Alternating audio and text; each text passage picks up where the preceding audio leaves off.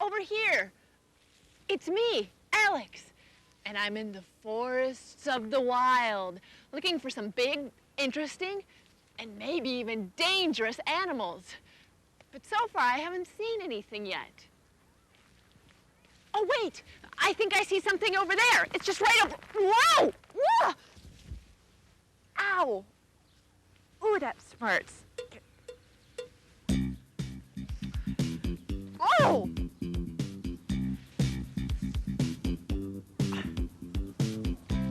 You're not even real. Well, so much for my animal watching. I wonder where I could go where I could see some real animals. I've got an idea. Let's go to the zoo.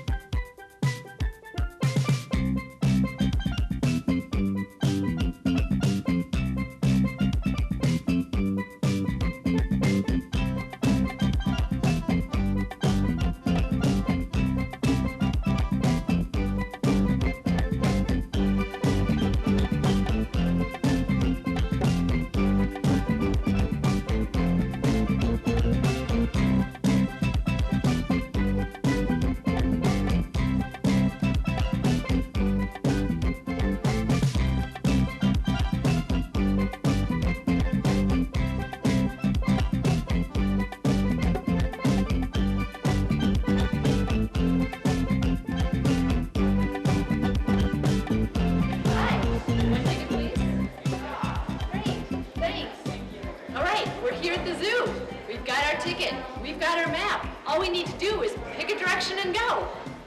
That way.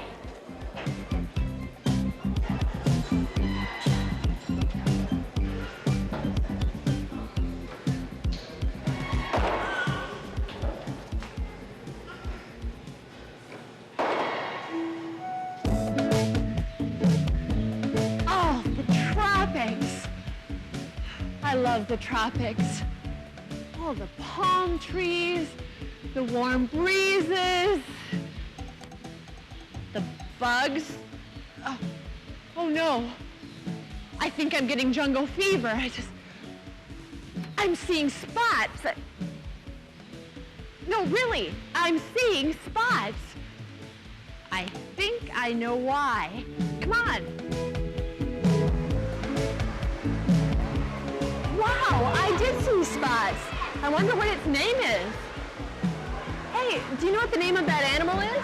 Sure, that's a spotted leopard. In fact, those are amber leopards, which is a subspecies of spotted leopards. So an amber leopard is different than another, just the general spotted leopard?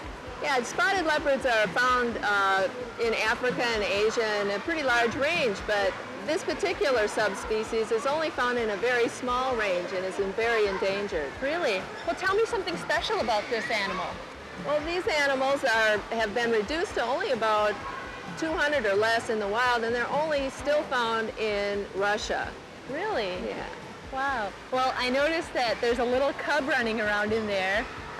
Can you tell me a little bit about that? Sure, we're real happy to have this cub. It's our first breeding here at the zoo, and zoos in general in North America, Amur leopards are a recent introduction, and so we're trying to build up a captive population, and this young female is one of the first few females that have been born to this population.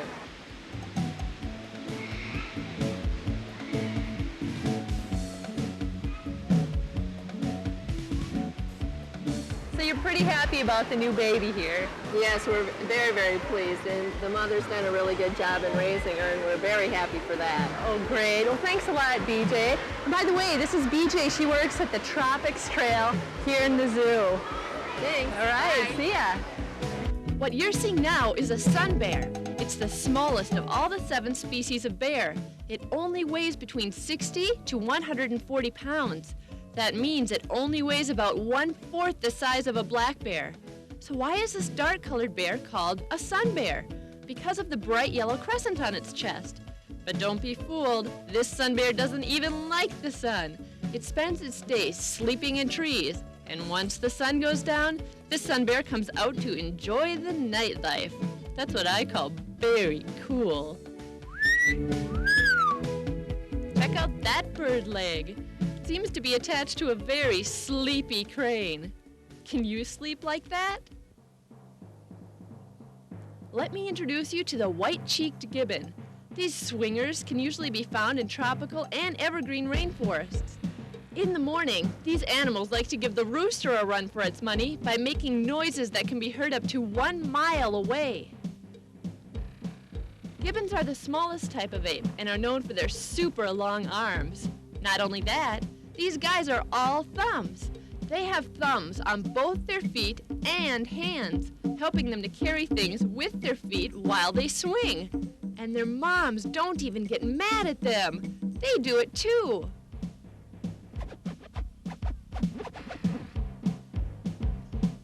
Whoa, whoa, oh stop, please.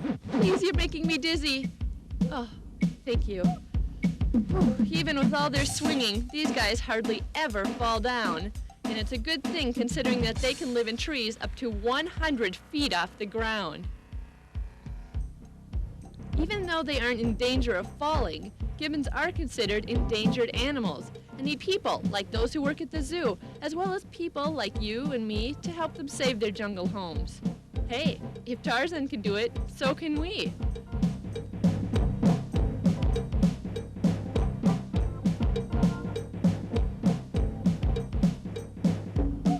Not too fast now. We don't want to disturb the tortoise. This animal is like the fossil of all grandparents. It's really slow, quiet, and when it gets too loud, it just goes into its shell. How did you ever beat that rabbit? Maybe there's a pair of rollerblades hidden under there. Look at those flamingos. I wonder what they're thinking. Pink. Pink is my favorite color. Oh, I adore pink. Pink, pink, brown. Definitely brown. Brown. All of these animals you have just seen are from tropical rainforests. Today, tropical rainforests are in danger. Over 1/2 of the world's rainforests are already destroyed. If we lose these forests, we could lose millions of different kinds of plants and animals. But guess what? You can help. You can support research projects or do little things like recycle your aluminum cans. Every little bit helps. Right, guys?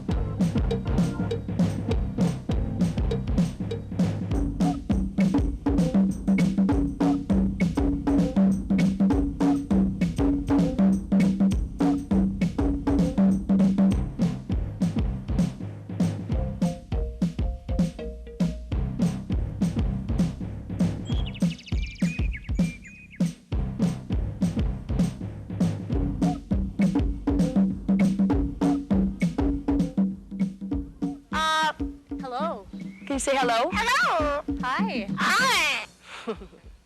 Can you talk? Can you talk? I can talk. Can I fly? No, I can't fly. Hey, that's not very nice. He's kind of a silly bird, huh? Yeah, you're goofing around with me now, I can tell. Well, we're here today with Joanna. She's with the World of Birds here at the Minnesota Zoo. And she has with us, what's his name? Yeah, we call him Freddie, and Freddie is a yellow-naped Amazon parrot from the tropics of Central and South America. Oh, and even though he's yellow-naped, he's a green bird. Yes! Okay. And with that, he can say something about his color. I'm my favorite color. Well, I wonder why. It's You know, it'd be great to have someone like that around as a pet. You know, a lot of people think that. It Yeah. would be really fun, and they do make good pets for some people, but for the vast majority of people, parrots are very difficult pets. Oh, really? They have these very strong beaks that are built for cracking open hard-shelled nuts, so they can crack Okay. open a lot of things in your home. They also can be very, very loud. That's one of the natural things that they do in the wild. Okay. Well, can they mimic anything else besides human sounds? Sure, they can mimic mechanical sounds sometimes, or a laugh. Human sounds like a laugh. And we have another parrot that we'll show you a little later that can mimic some mechanical sounds too. Hello. Can you say hello? Can you say hello? Hello. Oh, can you do it in a deeper voice? What about your other voice? What about your other voice? Say hello. Hello. Good. What about your other voice? Hello. There you go. Hi. My name's Alex. That's pretty neat. What's your name? What's your name? Alexander. Alexander, your name is Alex too. Yeah, we call him Great. Alex for short. Well, great. What kind of stuff can you do, Alex? What kind of things do you like to, what kind of noises do you like to make? Well, he's a very talented bird. He's learned to mimic many different sounds. He does some sounds that you might hear around an office, like a pager. Pretty good great, pager. yeah. Or, you know, associated with a pager is a telephone. Oh, wow. And one sound he learned here from listening to our sound system is he learned to do feedback. Can you do feedback? Doesn't do the feedback very good sometimes. But that was a mallard.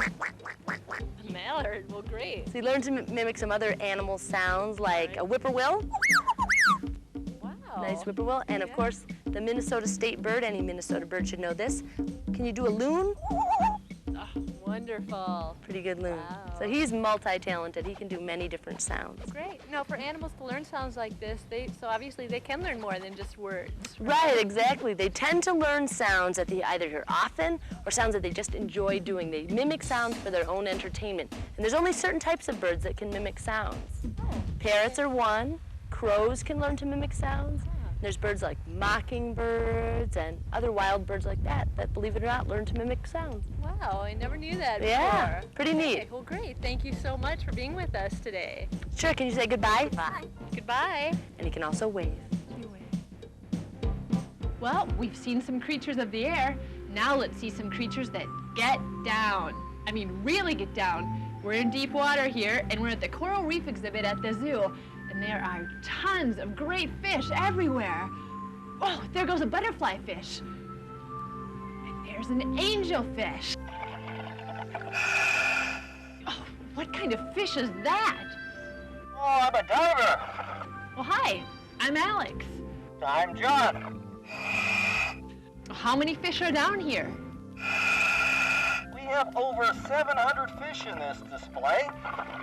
We don't have an exact count because they never line up for easy counting. Well, tell me, how come these fish are in all different shapes and sizes and colors? Oh, that's because we have over 120 different kinds of fish in here. All of those different niches, the little habitats that are all in all this coral, allow different sizes, shapes of fish to live very peacefully together in this display. John, I don't mean to alarm you, but there's a shark in there. You better get out real fast. Oh, that's just one of the 12 sharks we have here. You mean it's not going to hurt you? Well, most sharks have no real interest in people. There are only 5 species of sharks that are truly considered dangerous. This is a coral reef species. Their mouths are located way underneath their head. So we don't have any fish in this display that live in gravel. We don't have any crabs. We don't have any shrimp, because that's what this guy likes to eat. Well, you're still much more brave than I am. Thanks so much for being with us today. Okay, bye-bye. Bye. You guys in there have any complaints? I don't hear any. Talk about a splashy entrance. And who better to make a splash than the dolphins?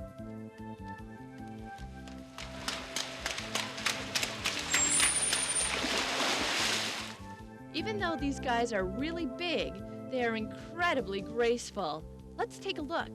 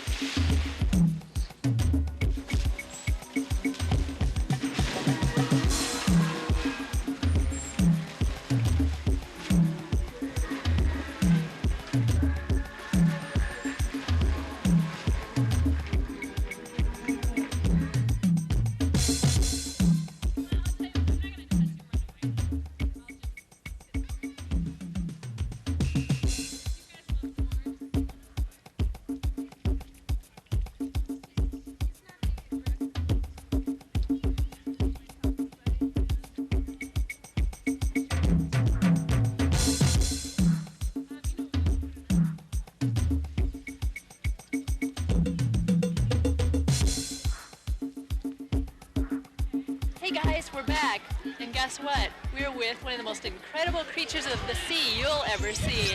Those are the dolphins. Let me introduce you to Shadow. This is Shadow, and with Shadow is his trainer, Jenny. She's one of the trainers here at the zoo. So tell me, a lot of people here think that these dolphins are fish, but they aren't? No, dolphins are mammals, and they do everything that mammals do. They breathe air, they give birth to live young, they nurse those young, and they're warm-blooded.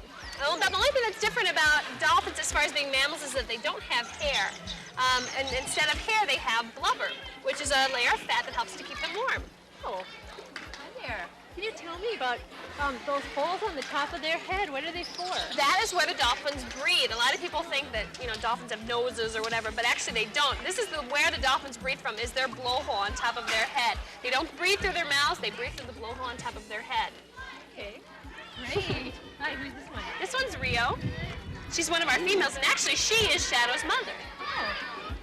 So yeah, these animals seem like they're pretty social animals then. Do they like people as well as other I don't know dolphins? if they so much like people. I think they're curious and they kind of like watching what's going on. They're very intelligent, so they like to kind of know what's going on and watch things. With the trainers, they kind of do build up a trust, and I think that's real important as far as training them. So they do get used to people being around and things like that.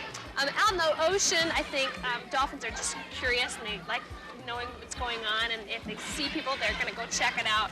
I don't know if to say that they necessarily like people is kind of something you want to say, but they do definitely kind of like looking out and see what's going on and checking people out. What I was wondering is, do you think I could touch a dolphin? I just wondered what it felt like. Okay, we'll do our best here. Rio's right here. If you want to just go ahead and take your hand and just put it right there.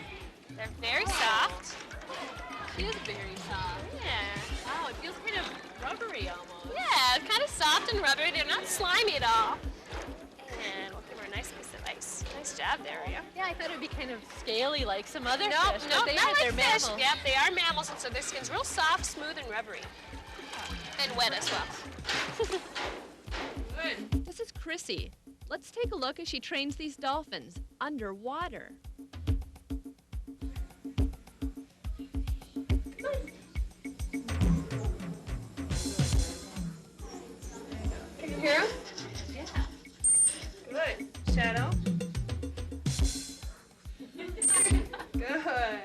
Okay, let's see if we can get him to do an aerial. Should go jump and come back. Let's try that one again, should we? Heads up. Chester. Good boy. Good. Fula.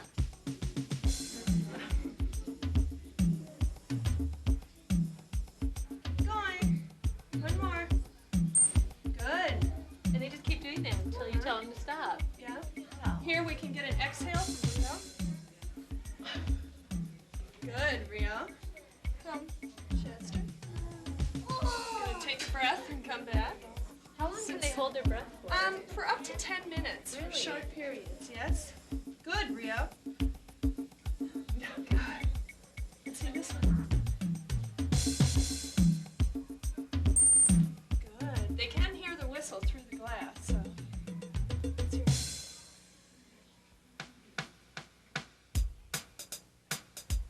Hey gang, you're gonna meet one of the biggest mammals at the zoo today, and that is the camel. The people that are gonna help us learn about this are Pam and Cindy, and this is Chaco.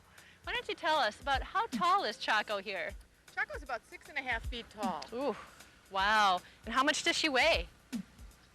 Probably in between 1,000 to 1,500 pounds. Whoa. Yeah, don't step on my feet here. Okay, now tell me about the hump on Chaco's back. Is that really full of water? No, it's really filled with body fat. Oh, really? Ah, wow. Need to brush your teeth there. Sorry, Chaco. So tell me, how much water do they drink at one time? Camels can drink anywhere from 15 gallons to 50 gallons. Wow, at one time. That's amazing.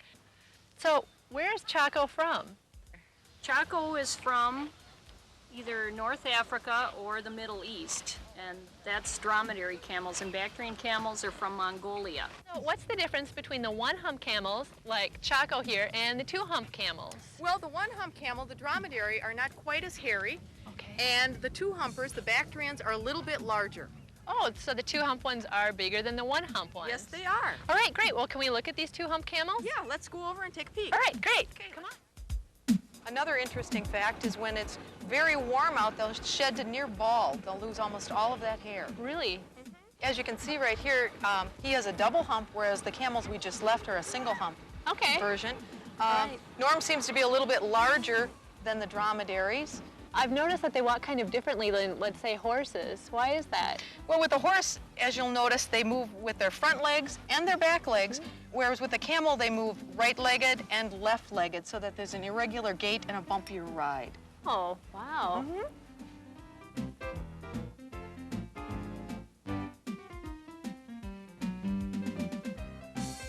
Those camels have huge feet, bigger than mine. Can you tell me a little bit about why they have such big feet? Well, they say that they're almost as big as a dinner plate, but it's for walking in sand or in snow, so it evenly distributes their weight so they don't sink in the sand or snow. So they can walk right on top of it and not sink in. They don't sink very much. And another interesting thing is in a sandstorm, they can close their nostrils and still breathe and keep the sand out of their nostrils. So they can plug their nose without actually even touching it, huh? And they also have very long eyelashes for that same reason, to keep the sand out. And for flirting. Yes. Yeah, for flirting.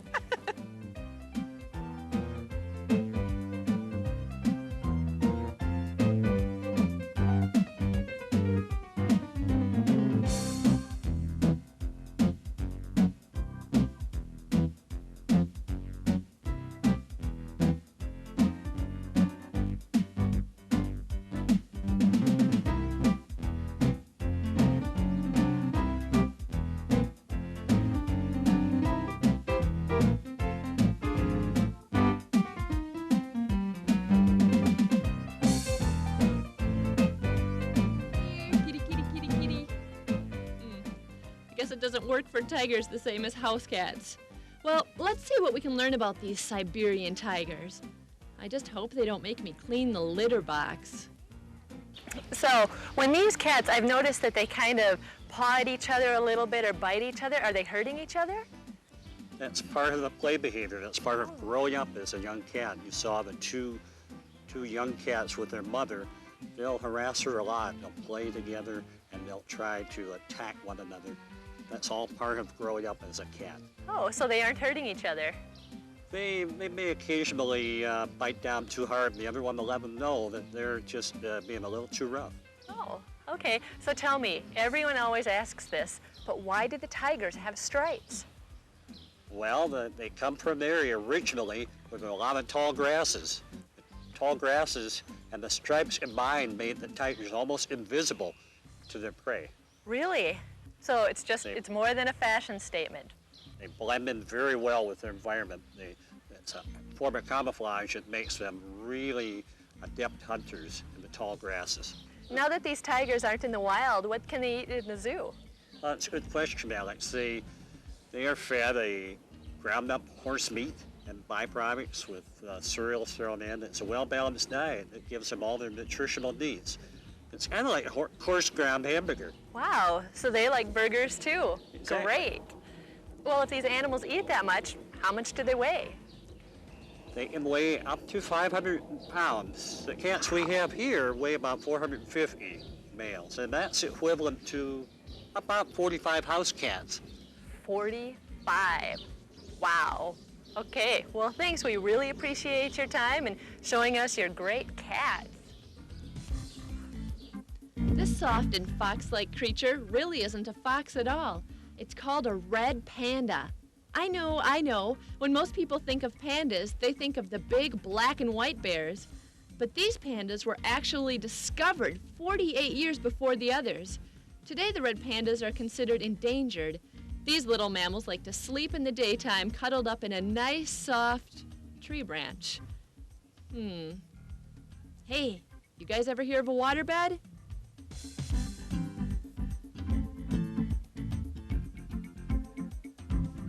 Timber! That's right, timber wolf. These howling creatures hang out in gangs called packs. How do you get into a very cool wolf pack? Usually by being a relative. Wolves are hunters and very hearty eaters. They can eat up to 1/5 their weight at one time. It seems these big wolves know how to pig out.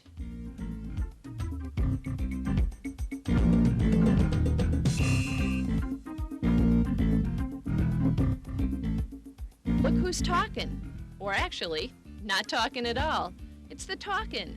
This animal is related to the muskox and mountain goat and can weigh up to 700 pounds. That's a lot of talking. These little monkeys are known as Japanese macaques. And can anyone guess where they're from? That's right, Japan.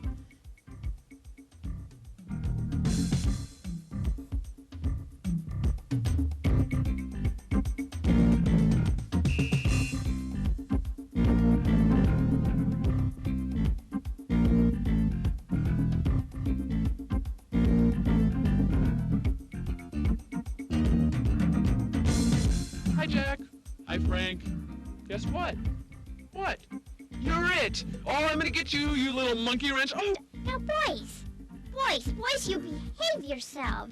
Oh, Mom, we were just saying how much we love each other. I love you. I love you. Do you think she's watching? No, but I think you're it. No, you're it. No, you. Oh, yeah, well, watch out for that water. Oh, well, I win. Oh, they are so immature. They should be like me. Wee! Swing, swing, swing. Oh!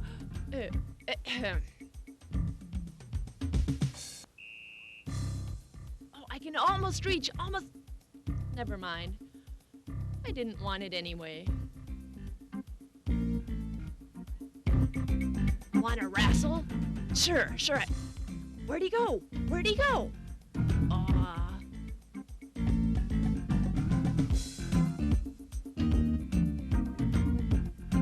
I'm outta here. See ya.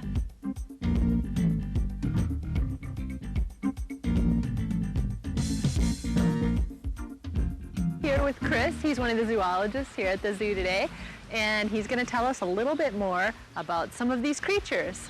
So tell me, Chris, what is this thing behind us? What we're looking at now is actually the lodge for the beavers. Lodge is sort of the center of their world. A lot of their activity and their whole social structure is built around the lodge. The lodge is a safe place for the youngsters to live. They can overwinter there even though it might be freezing cold outside and you might not be able to get up and find food on shore.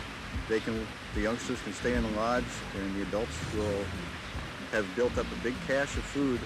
That's why they cut trees. They take these trees, build a big cache of food right outside the lodge, and then all during the winter they can feed off of that. They don't even have to go out above water if they don't want to. Well, great. So it's kind of like a house and a supermarket in one then, isn't it? It's their whole world, yeah. Really? Well, tell us something unusual about beavers that we might not know. We know that they have a big tail. What do they need that for? The primary use of that is an alarm signal. Again, they have the lodge and the dam, and they have a nice secure pool there, but still they have to, in the warmer months, they'll be going out of the water to get food. And so it's real important that they know if there's a predator around. They're very vulnerable when they're out of the water. So what they do is one beaver is usually on guard, just watching around all the time. And the second they have any suspicion that something's wrong, they'll slap that tail and you'll see everybody go underwater. Really? So it's primarily used as an alarm signal. Wow. Look out, it's a puma. No, it's a cougar. It's a mountain lion. Oh, maybe it's a panther. Actually, it's all 4 of those. This mighty cat has at least 4 names to choose from. Pumas are endangered in most areas and live in remote regions. They escape from their predators, like the wolves, by climbing trees. Pumas are excellent hunters. They're also great jumpers. And on top of everything, they have some very cool names to choose from. I wish I could choose my own nickname. I don't love being called Muffin Breath all the time. Maybe I should brush my teeth after breakfast.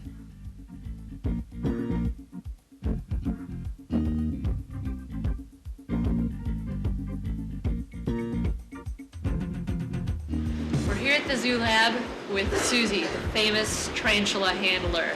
And she's going to tell us a little bit about how brave she is and about what she's holding. Hi. Hi. Alex. Hi, Alex. Well, welcome. This is one of our orange-kneed tarantulas. And this animal would be found in Mexico, New Mexico, Arizona, Texas, South America.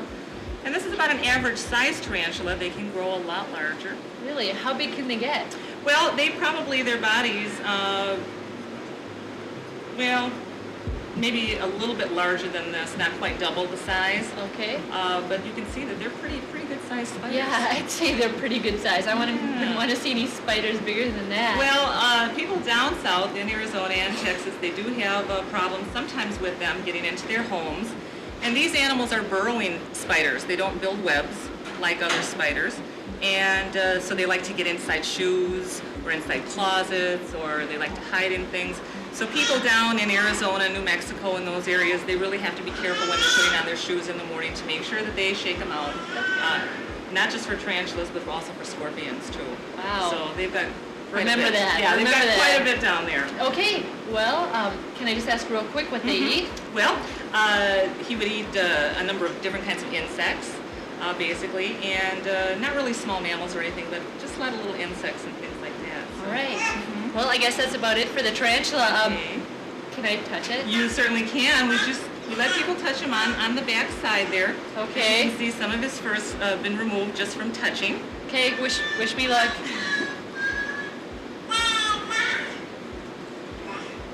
See, it's not so bad. It wasn't that bad. No. I'm all right. I'm alive. I live to tell the tale. But I don't think I'll be touching one again. Okay. One interesting thing about them is when they do kill their prey, they have 2 fangs in the front, and they actually poke it into the animal and inject venom. These are poisonous, but they're not fatal for man. And then they would actually liquefy the animal or the insect that they're eating and suck it up. They really don't have any movable mouth parts. Okay, well, I'm glad I didn't know that before I touched it. Okay, that's the story of the tarantula. Well, hey, we're here with another just beautiful, soft, fuzzy, great little creature from the forest. Actually a pretty cool looking creature, that's what I'd say. And what's the name of this animal? This is a common green iguana. Iguana, okay. Big lizard. Oh, it's a lizard. Yeah. And he's doing what he does best. He sits up on the tops of treetops in the rainforest, and they eat leaves and other types of vegetation, sometimes flowers, sometimes fruit. Oh, is that right if I touch him? Yes, you can touch him right in the back. Okay. Oh, yeah, very scaly, not slimy though. So basically he just lives up in the trees, is that what you said? Yes, sometimes they call them, in South America, they call them chicken of the trees because they do eat them in the rainforest areas. They eat the iguanas? Yes. We regard them as pets, but they are food down in the rainforest areas. And it makes sense because they don't really have pasture land down there to support cows and other types of grazing animals. And as a matter of fact, we prefer those animals not to be down there because by putting in pastures, they actually have to eliminate rainforest. So by eating iguanas and farming iguanas, they're actually able to save the rainforest. All right, so you're doing some good down there. Okay, thanks for being with us. Okay. You know, I'd shake your hand, but you need to cut your nails.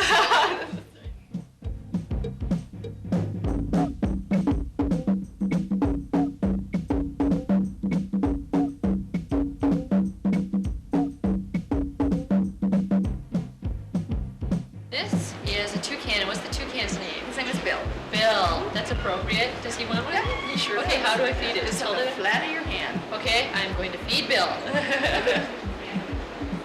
Great. So tell me, what is that long bill for that Bill has? Actually, he uses that like a big long arm to reach fruits and different kinds of things that he would find in the trees in the rainforest. He's from the rainforest. And he'll even eat small birds and other small mammals as well. But one of their favorite foods are figs in the rainforest. So he uses it like a big long arm. And believe it or not, they're actually more closely related to members of the woodpecker family. Really? Yes. Wow. So, there you go, Bill. There's some food for you. He had his lunch already today, so he's not too hungry. Yeah, you're welcome. Good. You're welcome. So what else can you tell me about this bird? Well, they're only found in Central and South America. That's the only place you'll find them. And there's 40 different species of toucans. There's 40 different types. So. Do they have different colors? Right. Actually, he's a red bill, and there's a topo toucan. You can see those at the bird show. We have a keel bill over there. And even though he's quite a bit smaller and much different colors, he's also a toucan. So, really? Yes, they're kind of neat. Okay, so Bill, do you like breakfast cereal? No way. You say no way. Same with the grapes. All right. Part of the interesting thing about them too is that unlike woodpeckers, they don't use that big long bill for pecking wood, but they do, like woodpeckers, they'll nest in little holes in trees in the rainforest, and they're able to tuck that tail straight up, and they take their big long bill and tuck it behind their wing and make themselves very small so they fit right inside the little holes, and that's their nesting areas, usually made by other animals. So you live in the trees. Right, he lives in the trees. Whoa, you seem to like those grapes. Okay, last one. Stand. Nope, they don't do any of that. There you go. That's all right. He just stands there and he's beautiful. You're great the way you are. All right.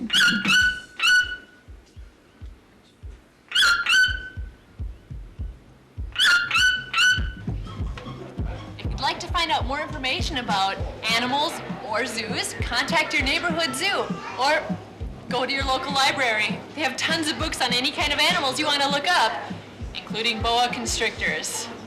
See ya. If you'd like to write to me, Alex, or if you'd like to see more videos like the one you just saw, write to this address.